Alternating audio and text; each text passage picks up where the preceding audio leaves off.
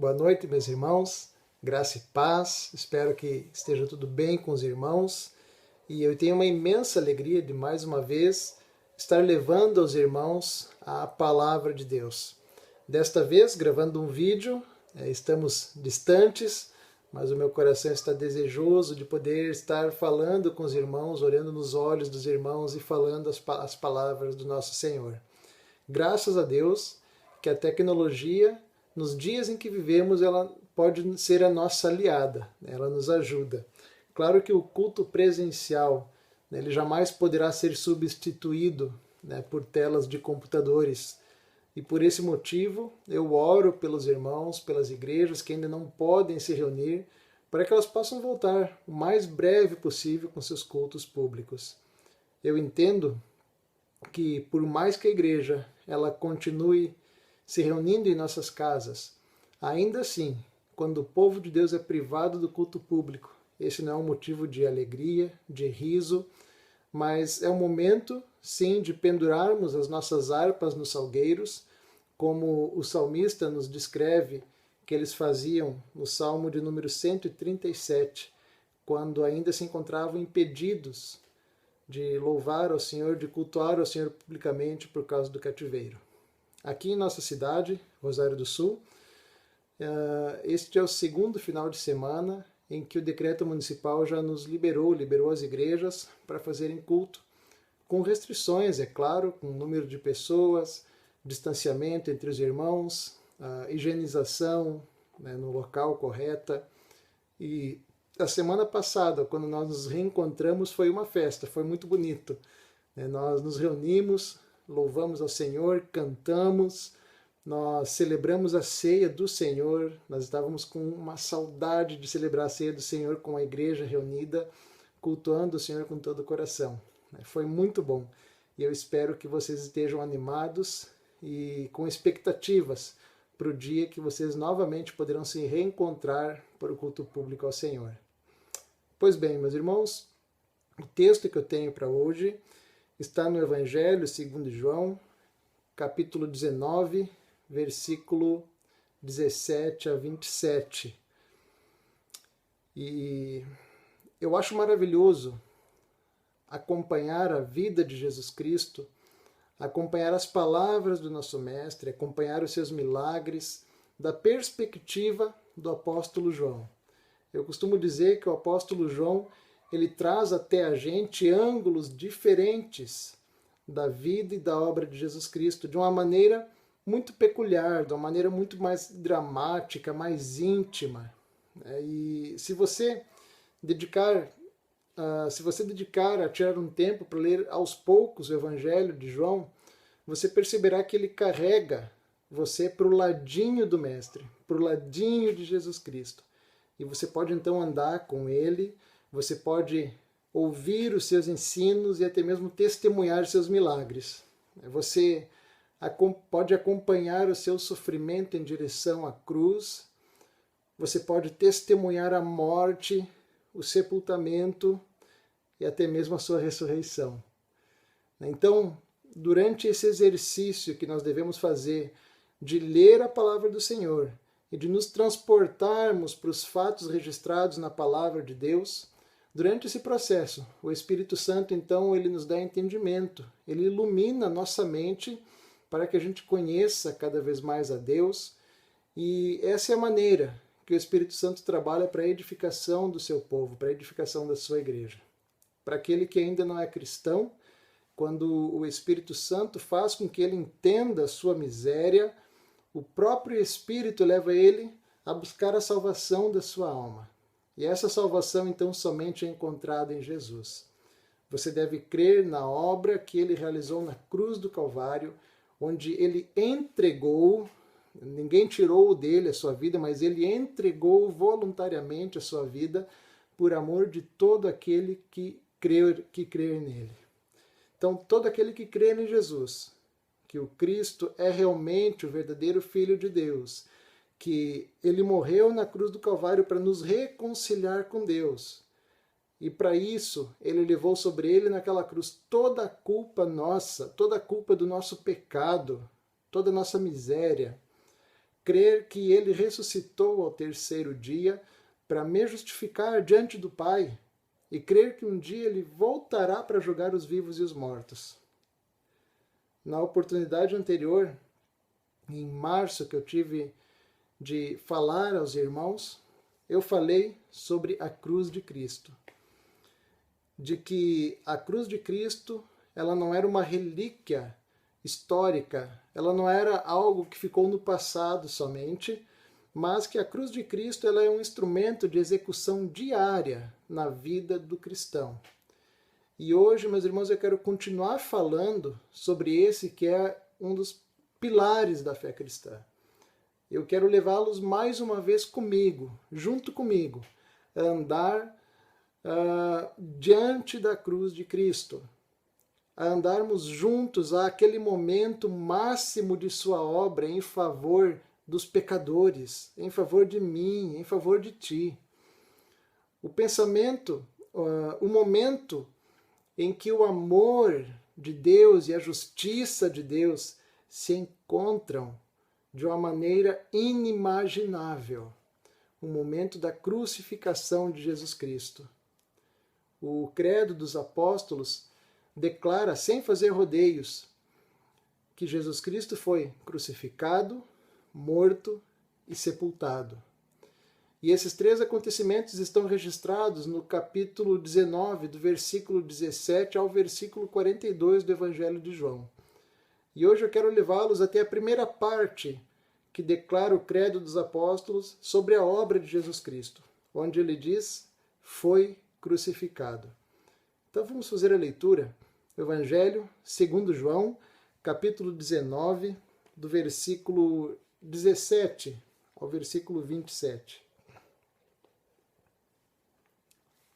Diz assim: Tomaram eles, pois, a Jesus, e ele próprio, carregando a sua cruz, saiu para o lugar chamado Calvário, Gólgota em hebraico, onde crucificaram e com ele dois, um de um lado e Jesus no meio.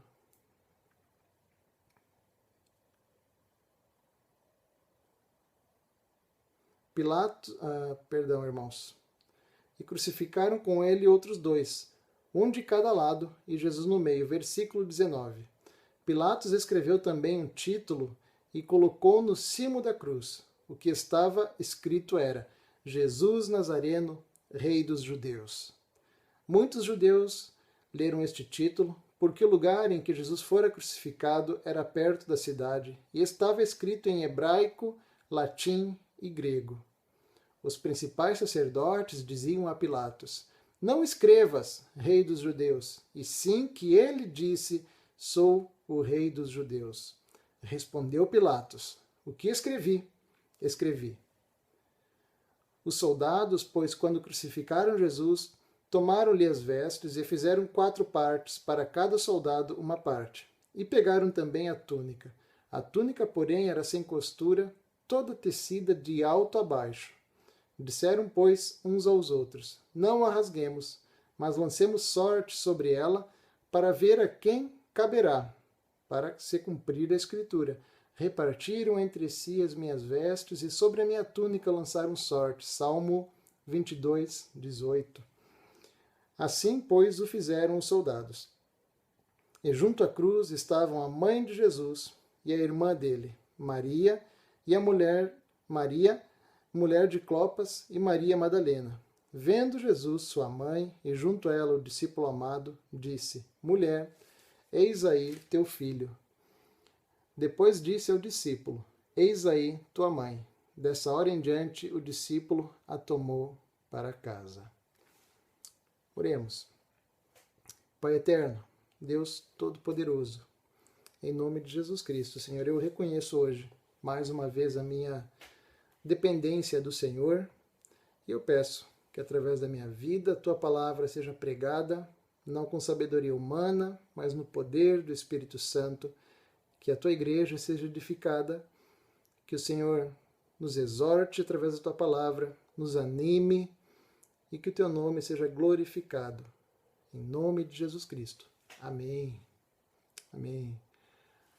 Amados irmãos, Se há uma palavra que consiga resumir o que o Senhor Jesus fez por nós, essa palavra é amor. E ele fez isso, ele fez tudo isso que nós lemos porque ele nos amou. Ele amou aqueles que o Pai havia dado a ele. Isaías 53, versículo 11 e 12 diz: Ele verá o fruto do seu penoso trabalho, do penoso trabalho de sua alma, e ficará satisfeito. O servo, o justo, com o seu conhecimento, justificará muitos, porque as iniquidades deles levará sobre si.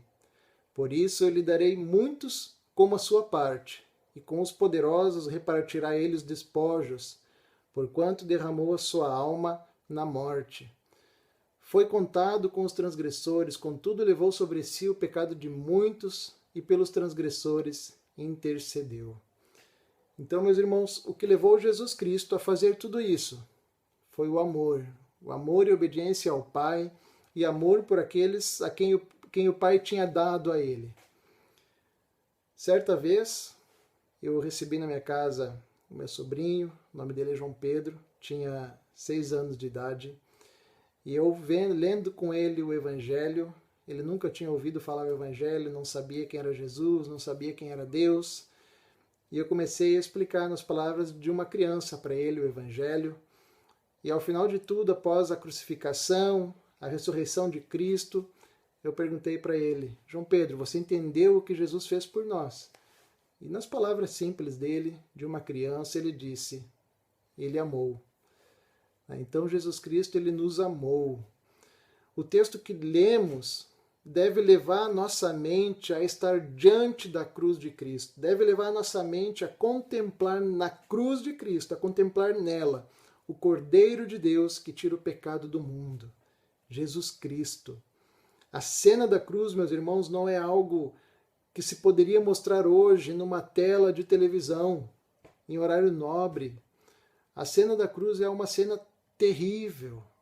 Cícero, um estadista romano e filósofo, ele escreveu o seguinte sobre a crucificação: era o mais cruel e vergonhoso dos castigos. Que este jamais se aproxime do corpo de um cidadão romano e nem sequer chegue perto dos seus pensamentos, olhos ou ouvidos. Meus irmãos, a cruz era algo tão cruel que os cidadãos romanos não podiam passar por esse tipo de execução, exceto raríssimas exceções. E querem saber como foi a crucificação? Imaginem comigo. Vamos nos transportar para este momento. A crucificação de Jesus Cristo. Ele caminha mais de 1,5 km carregando o madeiro. Os condenados à morte de cruz, eles eram obrigados a carregar sobre si, marchando sobre as ruas da cidade, uma viga horizontal, a viga horizontal da cruz, chamada de patíbulum, até o local onde seria executado. E o patíbulo pesava cerca de 50 quilos. Imaginem vocês, depois de Jesus Cristo ter passado a noite toda em claro, passou por traição, sem comer, depois de todo escárnio, pela manhã depois de todos os açoites, depois que literalmente arrancaram dele toda a sua força, ele carrega a sua cruz. Uma vez crucificado, quando o condenado vai caindo aos poucos por causa do cansaço, os cravos nos pulsos provocam uma dor insuportável nos nervos medianos.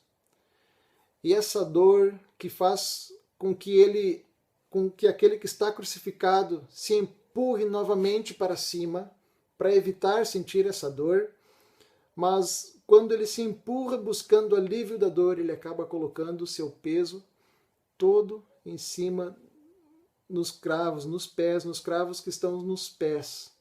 E a agonia, mais uma vez, é insuportável, porque o cravo que está nos pés, ele rasgou os nervos e passa pelos ossos. E como se não bastasse essa cena horrível de dor, então um outro fenômeno acontece.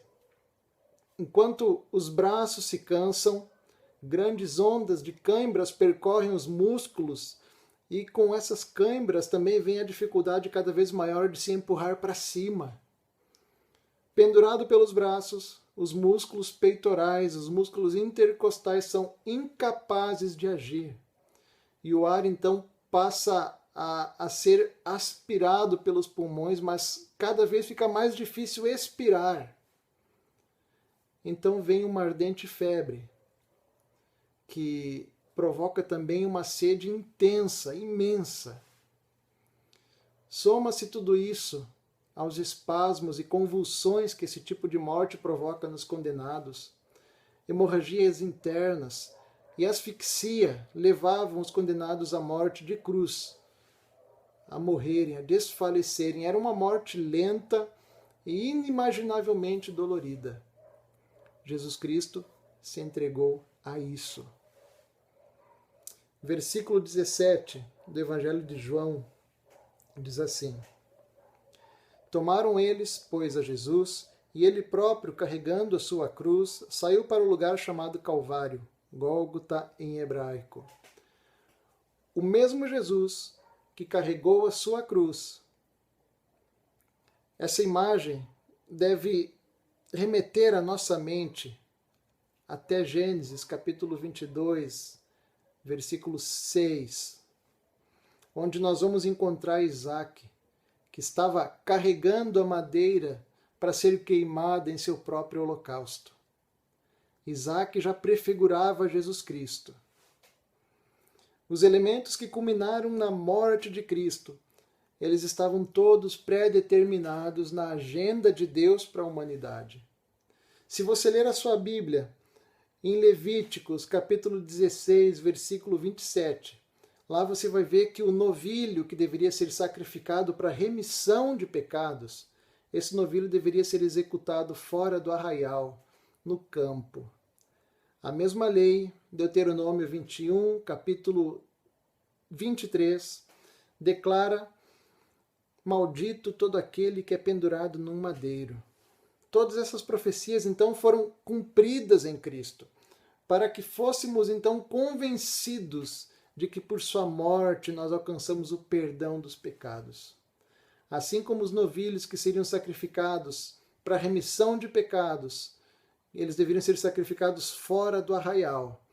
Jesus Cristo também foi levado para fora da cidade, a fim de levar consigo a culpa de nossos pecados. Versículo 18. Onde o crucificaram, e com ele outros dois, um de cada lado, e Jesus no meio. Isso também é para que se cumprisse a profecia de Isaías 53:12, onde está escrito: Por isso eu lhe darei muitos como a sua parte, e com os poderosos repartirá ele o despojo, porquanto derramou sua alma na morte. Foi contado entre os transgressores, contudo levou sobre si o pecado de muitos, e pelos transgressores intercedeu. Meus irmãos, se Deus determinou que seu Filho sofresse e morresse para salvar os pecadores, nós hoje devemos ainda ter mais consciência, devemos considerar, de um lado, o terrível peso da ira de Deus contra o pecado. E por outro lado, devemos considerar a infinita bondade do Senhor, a misericórdia dele e a graça para conosco. Nós não teríamos outra chance de nos livrarmos do nosso pecado se nossa culpa não fosse removida pelo Filho de Deus, que se tornou maldição por nós. Com certeza, seremos muito insensatos se não vermos claramente neste cenário com que repugnância Deus considera o pecado. E nós devemos então tremer diante do juízo de Deus ao pecado. Versículo 29 diz: Pilatos escreveu também um título e o colocou no cimo da cruz. O que estava escrito era: Jesus Nazareno, Rei dos Judeus. Os romanos eles tinham o costume de fixar em uma placa o crime pelo qual o criminoso estava sendo executado. E a placa de Jesus era: Jesus Nazareno, o Rei dos Judeus. Meus irmãos, com essa inscrição na cruz, era tudo o que os judeus não queriam. Com essa placa, Pilatos não taxa Cristo com o cometimento de crime algum, de delito algum. O que aconteceu aqui, neste versículo, no versículo 19, foi que a providência de Deus, que guiou a mão de Pilatos, tinha em vista um objetivo mais elevado do que simplesmente humilhar os judeus. Também não ocorreu a Pilatos celebrar Cristo como o autor da salvação, o rei de um povo eleito, mas foi Deus, foi a provisão de Deus, mas foi Deus quem lhe ditou essas palavras, ainda que ele nem imaginasse o significado daquilo que ele escreveu. Foi pela providência de Deus que fez com que o título fosse publicado em 3 idiomas, mostrando assim que o tempo havia chegado, mostrando que o nome do Filho de Deus se tornaria conhecido por toda a terra. E eu fico espantado, meus irmãos, de ver esses detalhes da providência de Deus na Escritura, na vida, na obra e até mesmo na morte do seu Filho. Versículo 20. Muitos judeus leram este título porque o lugar em que Jesus fora crucificado era perto da cidade e estava escrito em hebraico, latim e grego. Hoje em dia, as execuções dos criminosos, elas são feitas em locais de extrema privacidade. Mas Jesus ele foi crucificado em um lugar onde todos pudessem ver. Lembrem que quando Jesus foi crucificado, era tempo de Páscoa. E Jerusalém estava lotada de visitantes. As execuções eram realizadas fora da cidade, em locais com bastante tráfego de pessoas. E como Jesus era bem conhecido, nada mais natural que o povo se aglomerar para ver aquela cena. Mas reparem que o texto na placa, na inscrição, foi escrito em 3 idiomas. Aramaico, um dos idiomas do povo judeu naqueles dias, o latim, idioma oficial de Roma, e o grego, idioma comum de comunicação de todas as partes do império naquela época. Desta forma, todos que passassem por ali saberiam que aquele homem crucificado não era qualquer homem. Eles saberiam pelo que aquele homem estava sendo acusado. Pilatos, que havia ficado convencido da inocência de Jesus Cristo, colocou a acusação provavelmente para se vingar dos líderes judeus por terem feito o povo exigir a execução de Jesus Cristo, que ele sabia que era inocente. E em seu evangelho, João vai enfatizar a dimensão global da obra de Jesus Cristo. É isso que João enfatiza no evangelho dele.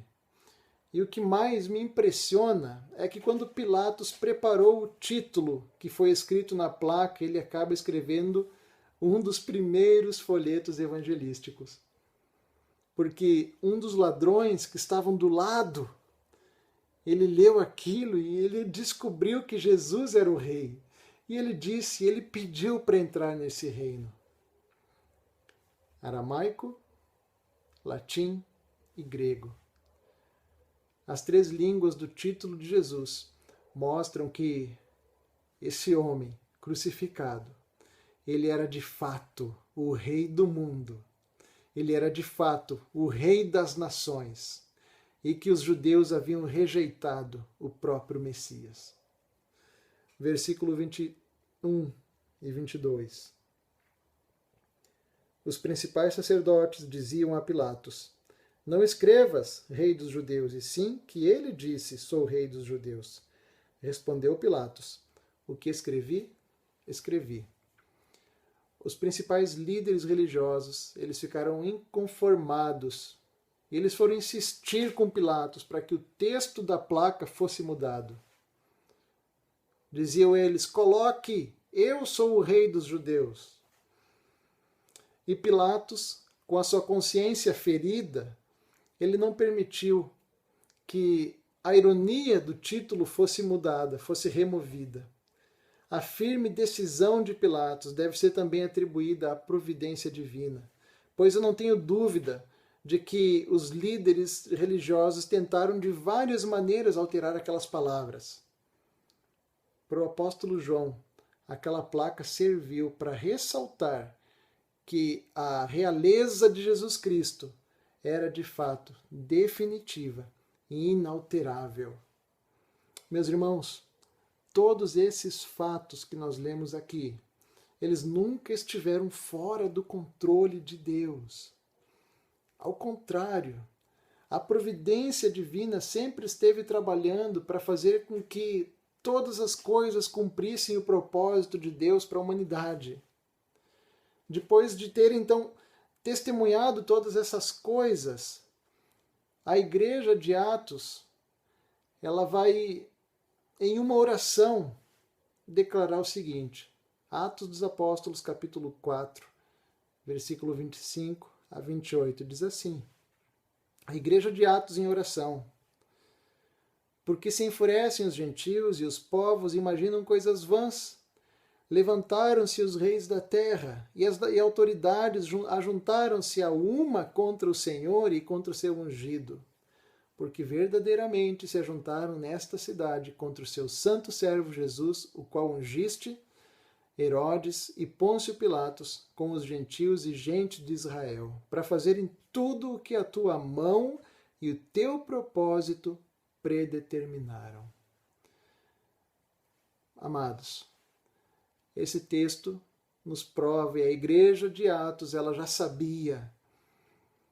E isso nos lembra de algo que deveria estar cravado em nossa mente.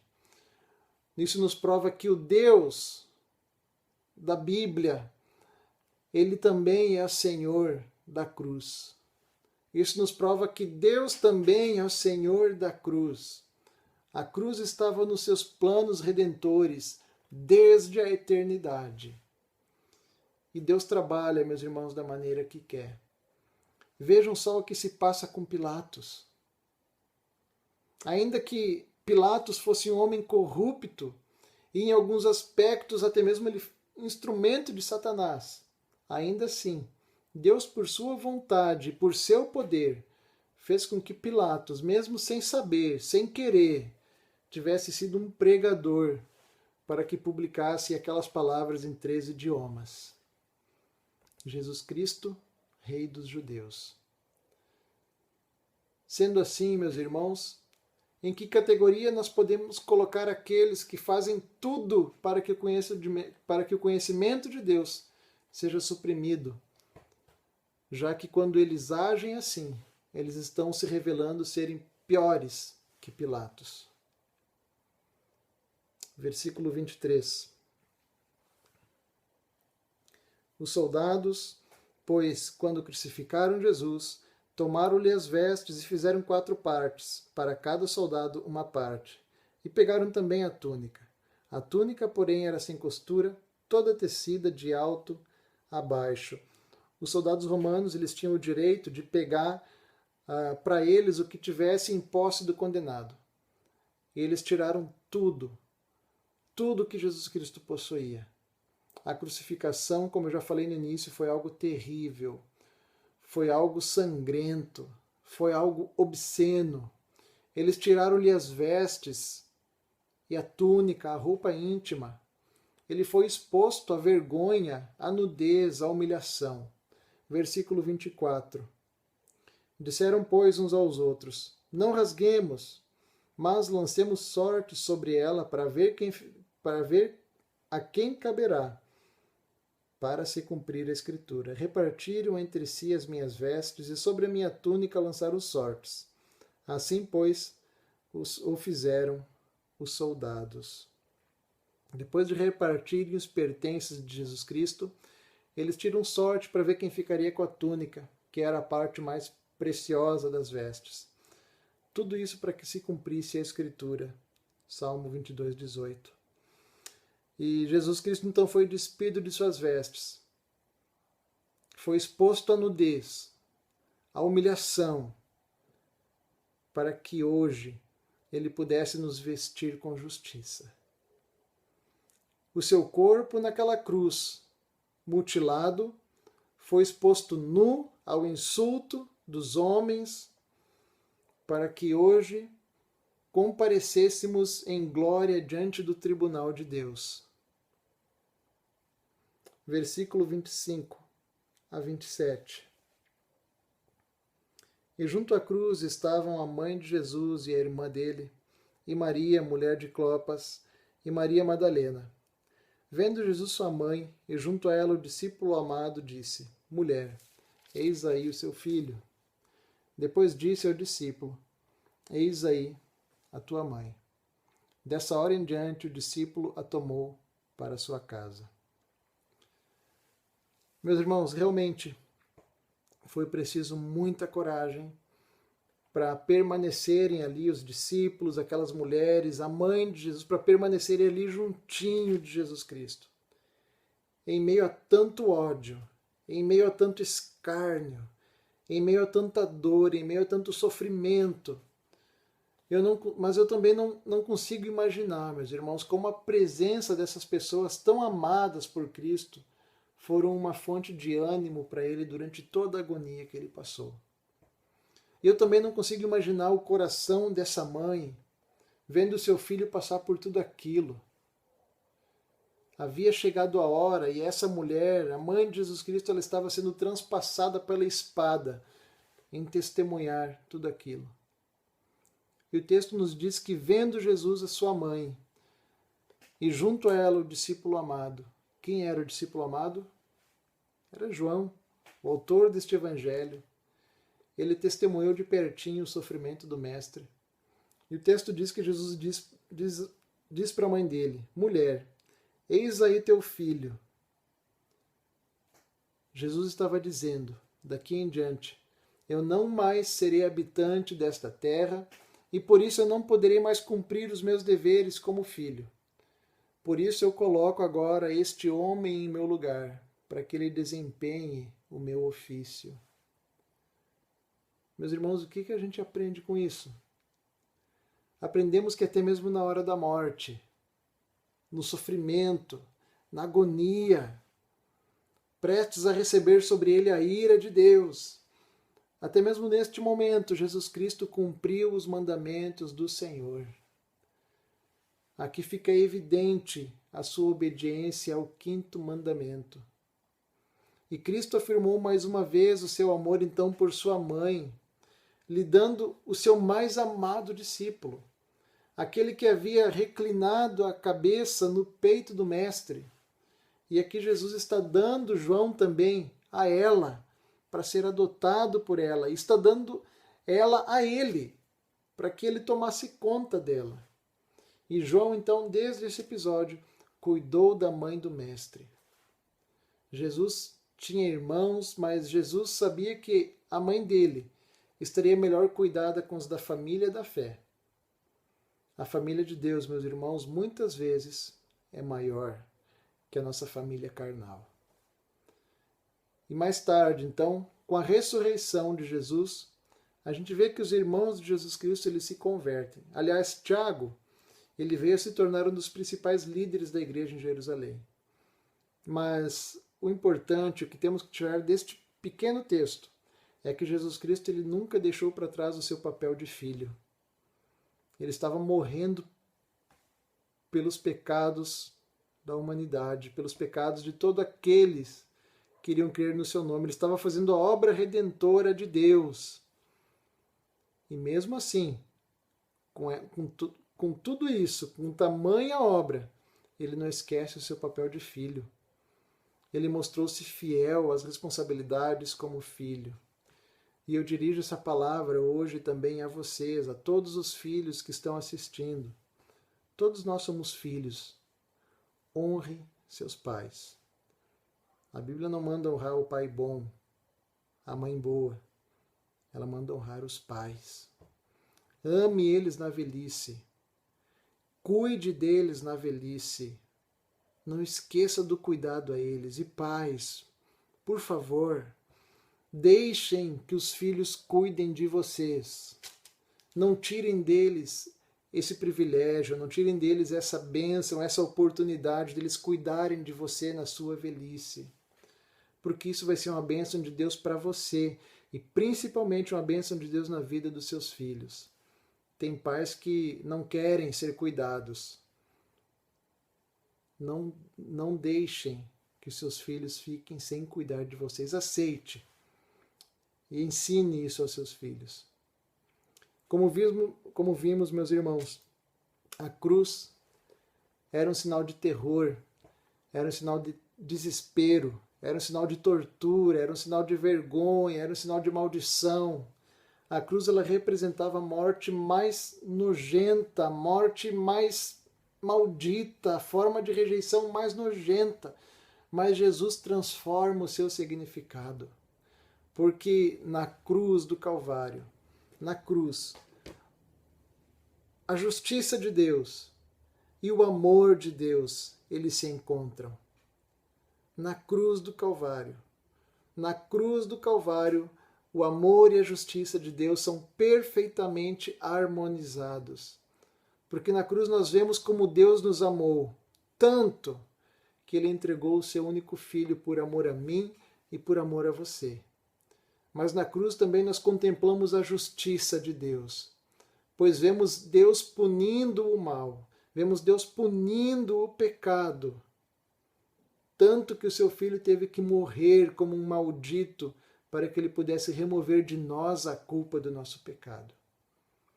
Justiça e amor se encontram no mesmo lugar, na cruz do Calvário. Se você crer nesse Jesus Cristo, que a Bíblia te apresenta essa noite, o amor de Deus te alcança, dá vida em seu interior, restaura a sua alma e você poderá desfrutar de muito grande salvação. Se você não crê, a palavra de Deus diz que você já está condenado. Eis aí a justiça de Deus. Na cruz, a justiça é feita, punindo o pecado, e o amor de Deus é demonstrado na entrega total de Cristo por todos aqueles que creram e que creriam em seu nome.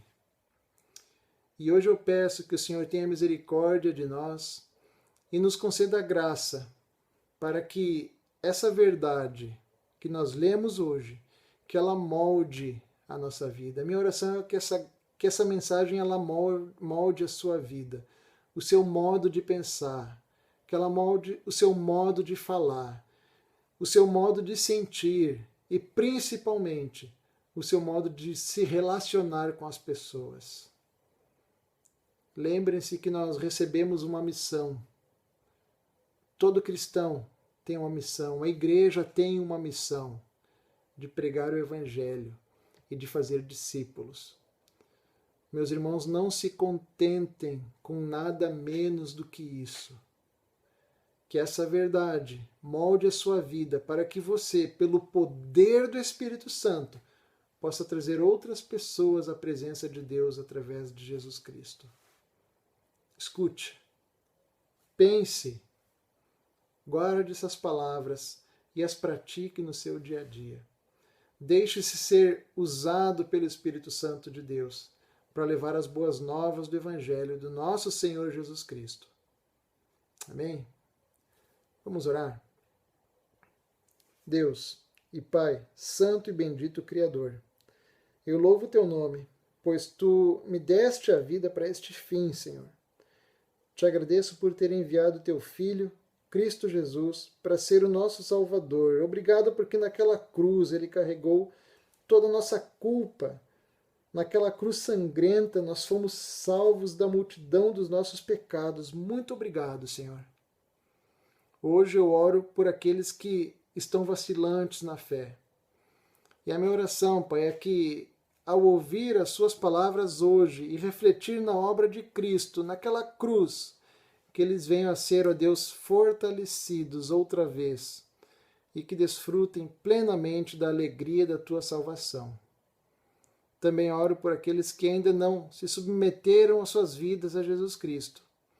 Senhor, que o teu Espírito Santo possa trazer salvação aos perdidos. Por favor, ó Deus, usa-nos para a proclamação da tua palavra. Concede, Senhor, verdadeiro arrependimento. Dá vida àqueles que estão mortos em pecados e iniquidades. E assim eu termino a minha oração, em nome de Jesus Cristo, teu Filho, nosso Senhor. Amém. Amém. Irmãos, que Deus vos abençoe. Espero, se assim permitir o nosso bom Deus, poder revê-los em breve, e desta vez com minha família.